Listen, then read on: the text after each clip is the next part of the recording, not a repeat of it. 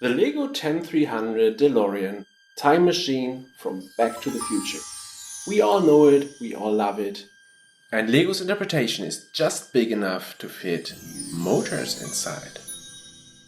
Interested? Let's make a time jump. Watch this. Yeah, okay.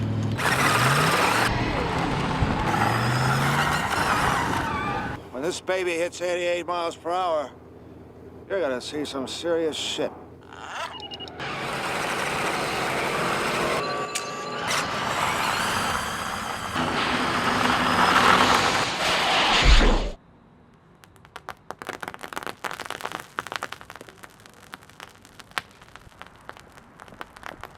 What you just saw was not a special effect, besides all the special effects with a time jump, but the car actually exists.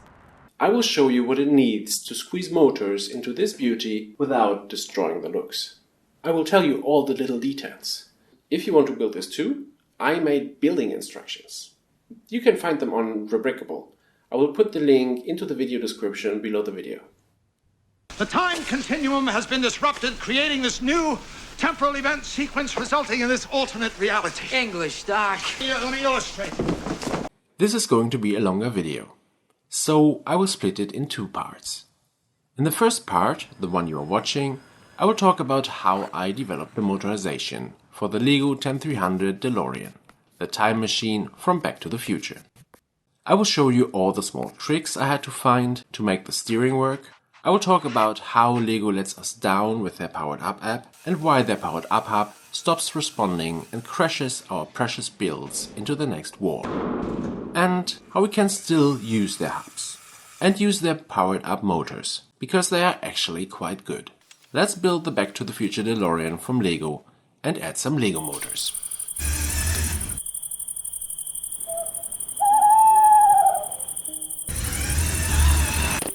To motorize an existing LEGO set like the DeLorean, the first thing we have to do is identify spaces for the motors and the battery. I usually rebuild the set in Bricklink Studio, also because I can use it after to make building instructions. In Studio, I can quickly figure out where I can put my motors and mechanics. Wait a minute, Doc. Are you telling me that you built a time machine out of a DeLorean? Now, what makes the DeLorean so special is it's a time machine. So the interior is full of instruments and sci-fi stuff, like the flux capacitor. We just cannot change anything there. And in the rear of the car are a lot of gadgets, including first a nuclear reactor and later Mr. Fusion. We won't touch either. We will need two motors and a battery box. And there are exactly 3 areas where we can put each of them. Under the hood, between the seats, and between the rear wheels. The next question is which LEGO motors we can fit in. See, in the last years I have motorized the LEGO 76-240 Batman Tumbler,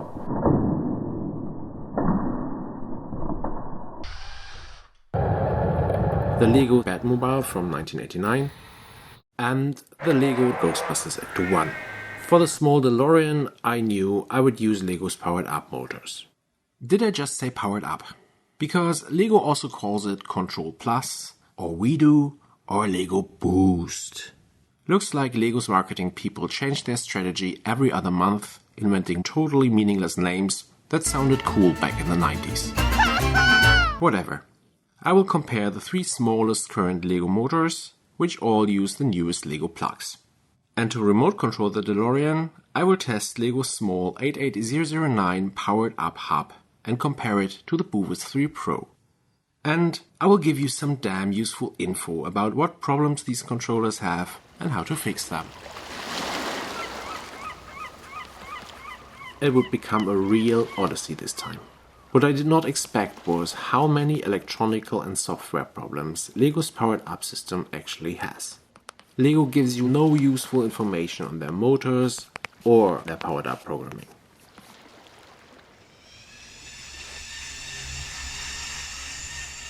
The LEGO 10274 Ghostbusters ecto 1 has about the same scale as the DeLorean. And it is also mainly built with bricks inside, and not much LEGO Technic. I took my ecto motorization as a base for the DeLorean. The Ecto 1 is remote controlled with a small LEGO 88009 powered up hub. And so it was the first controller that I used for my DeLorean project. To steer the Ecto 1, I used LEGO's 88013 Technic Large Motor. It has an internal position sensor. We need that for steering. Now, the DeLorean is quite a bit smaller than the Ecto 1, so I wanted to use something more compact for steering. LEGO's 88008 medium linear motor also has a position sensor. In comparison, it is not as strong as the large, but for steering, that's not important. Instead, it is shorter and it has studs, so it is more easy to fit under the hood of the DeLorean.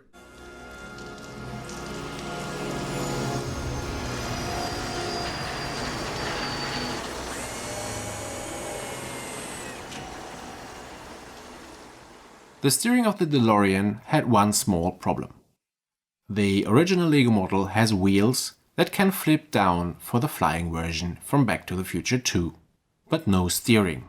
So LEGO built the frame very tight around the wheels for a sleeker look. And here's the problem. When you put a wheel like those from the DeLorean onto a vertical axle and rotate it, the wheel rotates around the pivot point of the axle, which is outside of the center of the wheel. That way, the wheel will not only rotate, but also move forward and backward, eventually hitting the frame. The DeLorean would have a tiny steering angle and a huge turning radius. I wanted this car to be fun and agile, so I had to look for another solution. The 10265 Ford Mustang has a very similar scale and about the same lack of space around the wheels. And here LEGO did a trick. They used wider wheels with more space inside the rims, so they could build the steering axle directly inside the rims. That way the pivot point is also in the center of the wheels and it works nicely. But the hubcaps from the DeLorean don't really fit onto them. I like those printed caps, so not an option.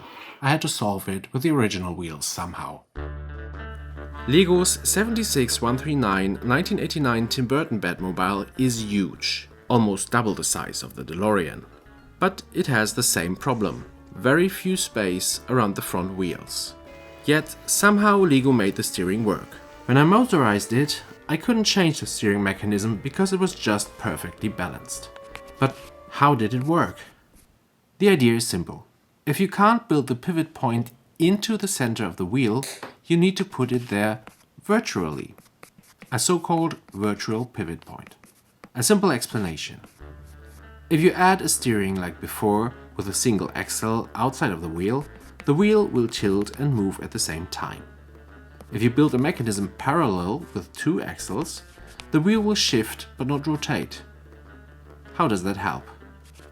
Well, if you combine these two things, building something in between them, the wheel will tilt and move into one direction while simultaneously being shifted into the other direction.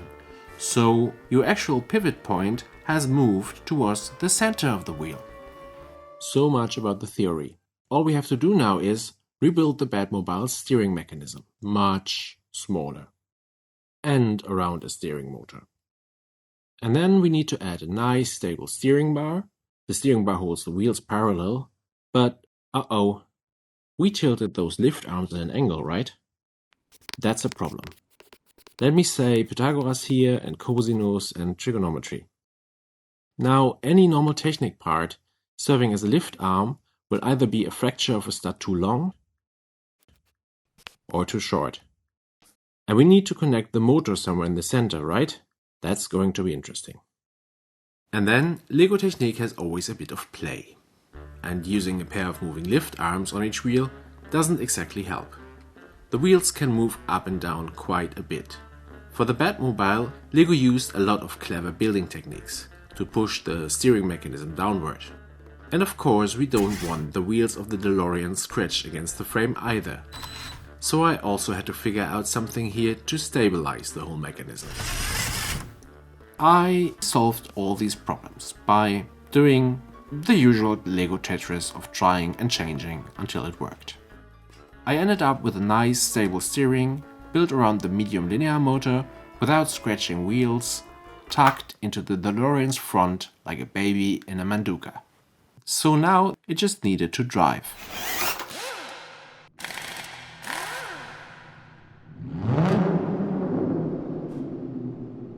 Let's have another look at the Ecto 1. To drive it, I used the LEGO 21809 medium WeDo 2 motor. Who the hell is inventing these names? Since the Ecto 1 is much heavier than the DeLorean, I thought whatever is driving this old Ghostbusters hearse can also drive our time machine. A mistake, but we will come to that. I wanted to put the battery underneath between the seats, so the motor had to sit directly between the wheels. That way I could not use a single axle for both wheels, but had to build a separate axle parallel to the motor to also drive the second wheel. The Ecto 1 is a big old Cadillac, full of technical stuff. It is not expected to be very fast and the speed of the medium motor feels okay. But the DeLorean needs to feel fast. It is a sports car after all, and the medium motor just wasn't up for the job. I wanted to use the large powered-up motor instead, so I decided to rebuild the whole bloody drive frame around the large motor. It wasn't so bad. Actually, both motors have almost the same height and width, about 3x3. The large motor is just a bit longer and it has more pinholes, so getting the drive frame stable was actually a bit easier. And I even found a way to change the gears quickly without taking apart the rear of the DeLorean every time. So you can even try different gear ratios now if you like. To control the small LEGO Powered Up hub, you need to use the LEGO Powered Up app. But when I tested the hub with a large motor, something strange happened. Let me show you. At first everything seems to work, until I drive the motor at full speed for a few seconds. Suddenly, the hub stops reacting to any input from the Powered Up app. And even worse, the hub keeps driving the motor. This crashed my DeLorean a few times before I understood.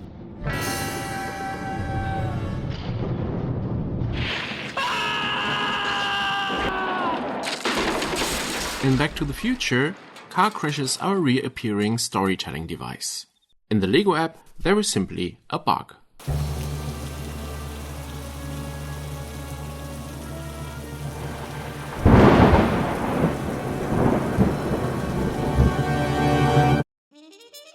I contacted LEGO support. I told them my problem in detail, LEGO numbers, programming blocks and all. The supporter was very friendly. She told me that she had passed my inquiry to their technical team. She would contact me again, but it may take a week. Cool. I waited. For a few weeks. Then I asked again. She assured me their technical team was still working on it and that she had asked for an update on my case. She was sure I would get an answer soon. Wow! That was about a year ago now. Must be a hell of a problem LEGO got there. There is something powered up in the state of Denmark. Shakespeare. I have an idea what LEGO's problem is there. They have no idea how to make apps. The Powered Up app is just so wrong. Whatever you program on here is not transferred to the hub, it's running on the app. But it's running slow and buggy. You need variables. You want to give them proper names. No. All you have is a single letter. You also need to make your own interface. Buttons, sliders. But LEGO's interface elements are huge.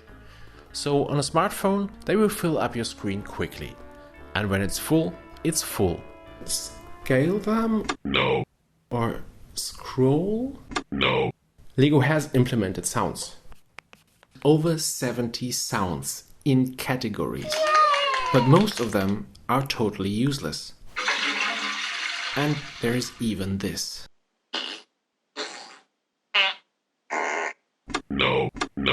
No. LEGO, what the actual... You want to Make a backup in case your phone breaks. No. Share your programming with a friend. No. But hey, at least we've got something to work with, something we can program our motors with, right? No. There is nothing. This app is out for years and LEGO has never published a simple instruction how to use it. All you have is weird icons and guessing what they mean. Long pressing on them to get information. No. Manuals in their sets, right? No. On their webpage. No. Some help button? Yes. Yes, there is. But not about the motor blocks or any blocks. Just basic programming. And if you need this... If you go to the Google Play Store and look at the Powered Up app, you see a lot of complaints. And LEGO has reacted. They have people to answer to those complaints. Please contact our LEGO support. No, no, no, no. Been there, done that. Doesn't work, thank you. LEGO, you are selling this to kids. Instead of hiring people to answer to the complaints, maybe hire people to fix your problem? There is a solution. Yes. A guy called Balázs phoned LEGO and asked them what their programming blocks are actually doing. And then he just put up a list on his website, racingbricks.com. Yes. About the hardware, there's another guy called Philo. And this guy has been running a lot of tests on almost all LEGO motors there are. He's even taking apart devices like that. He's putting all these specs on his website, philohome.com. Thanks, Balázs and Philo. Yes, yes, yes, yes. And honestly, I'm not good at waiting. So, while LEGO tried to solve my problem, I solved it myself. I suspect the problem of the hub to be a so-called brownout. The Powered Up hub contains 6 AAA batteries and some electronics, like some kind of CPU, Bluetooth and so on. Let's call it the chip. And the chip needs some power from the batteries. Our program to control the motor is running inside the Powered Up app on our phone. The app then gives orders to the hub and receives data about sensors or motor start spec, all via Bluetooth. Now the hub also powers the motors from its batteries. And these little monsters consume a lot of energy, especially when they need to push a heavy load. As long as the total energy needed is less than what the batteries can provide, everything is fine. But what happens when the motors drain too much power? Or like water, the energy just flows where it can. Most of the energy will end up within the motors now. And only a small dribble will reach the chip. That way the chip may keep working, but it will get slow and unpredictable, like a lizard on a cloudy day. That's called a brownout. Result? We lose control over the hub while the motors keep running.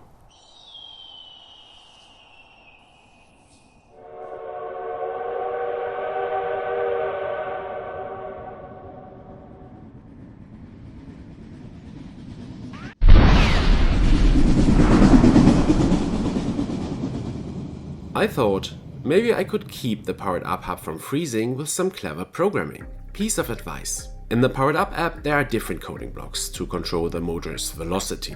This one is supposed to control the motor's speed, but it's meant for precise movement, with close to no load on the motor.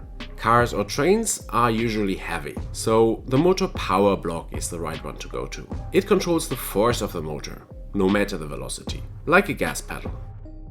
Now, LEGO's 10-277 Crocodile train engine set is using the same Powered Up hub and the large motor. How fast could she go? Why, I've had her up to 55 myself. Yeah, I know what you're thinking. Pushing the DeLorean with an old locomotive sounds awkwardly familiar, right? Yes, it's Back to the Future 3. And no, I have not been watching the movies too often. I wanted to try LEGO's Powered Up programming for the Crocodile on my DeLorean, and it seemed to work. Why? You need to wind up the power. Apparently that takes enough time for the hub to not run into the brownout problem. Aha! So I programmed a dampening for the motor power. Now, no matter how fast I pushed up the speed slider, the programming would raise the motor power only slowly. As a result, the hub didn't freeze anymore, but the DeLorean's acceleration also dropped to that of an old steam locomotive. And as soon as I tried to steer while driving, the hub did freeze again immediately. Sorry, that didn't work. Well, Doc, we can scratch that idea. You're just not thinking fourth dimensionally. I guess I just didn't think fourth dimensionally enough. I was running out of ideas here. So I asked the one person that I was sure to know how these motors actually work. Philo, the guy with a homepage full of tests, reviews and specs on LEGO motors. He told me he had thought about it for days. This is it. And then he said the one thing that saved everything. Try rechargeable batteries. Wait a minute, what? Something with a little more kick. Plutonium. Wait a minute, are you telling me that this sucker is nuclear? This sucker's electrical, but I need a nuclear reaction to generate the 1.21 gigawatts of electricity I need. See, electrical energy is not only about volts. Volts times amperes equals watts. 1.21 gigawatts. What the hell is a gigawatt? A gigawatt are 1 billion watts. You know what? Let me start again. See, single-use standard batteries come with a promise of 1.5 volts. But when we drain a high electrical current, as we do with our motors, their voltage drops momentarily. And if this is below a certain level, our hub will go into his brownout siesta again. Additionally, while in use, their voltage drops continuously, no matter which brand. I'm pointing at you, Duracell Bunny. Rechargeable standard batteries, on the other hand, have a lower base voltage of only 1.2 volts. But they keep their promise. Even when draining a high electrical current, the voltage hardly drops. And while in use, the voltage also stays at that level much longer than with single-use batteries. And they are rechargeable, so much less evil chemical waste. I tried the cheapest rechargeable batteries on Amazon, and guess what? The DeLorean was driving at a decent speed, while steering at the same time, and the hub just worked. That's simple. Thanks again, Philo. Now, I was the one crashing it into things. So, I got the car working. Medium motors for steering, large motor for driving, and controlled by the powered up hub. But, as I said, I'm not good at waiting. So in the meantime, I had also contacted a company called Buwizz. They liked the idea of a motorized DeLorean and agreed on sending me a free example of their Buwizz 3 Pro. This is a small yet very powerful alternative to LEGO's powered up hubs. I wanted to try out one of those monsters for a long time. I had already made sure it would fit in the same spot as the powered up hub, so I just needed to charge it, plug it in and... that thing is fast. The DeLorean almost made an unscheduled time jump, pun intended. Then I tried out the steering. The Buwizz app that you use to control the Buwizz 3 comes with a steering sub-program.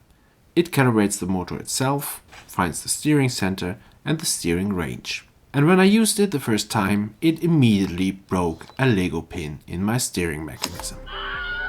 I tried to fine-tune the Buwizz app, but the medium motor kept reacting weird. I asked the guys from Buwizz. They answered and explained it. LEGO's Technic Large Motor has a fixed zero position. After calibrating, the steering range will stay the same. Even after restarting your program, you don't need to recalibrate. The position control of LEGO's medium linear motor is working relative. No fixed zero position. The steering will need a calibration every time you start your program. That's why LEGO does that. Why does LEGO never tell us stuff like that?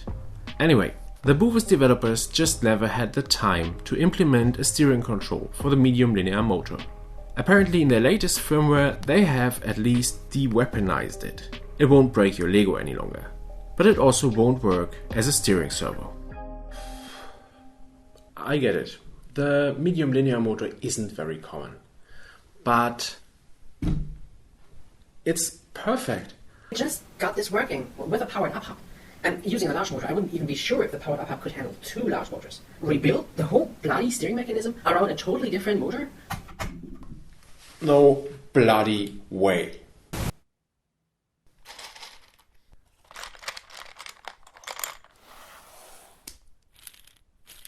A few days later, I had rebuilt the whole bloody steering mechanism around the large powered up motor.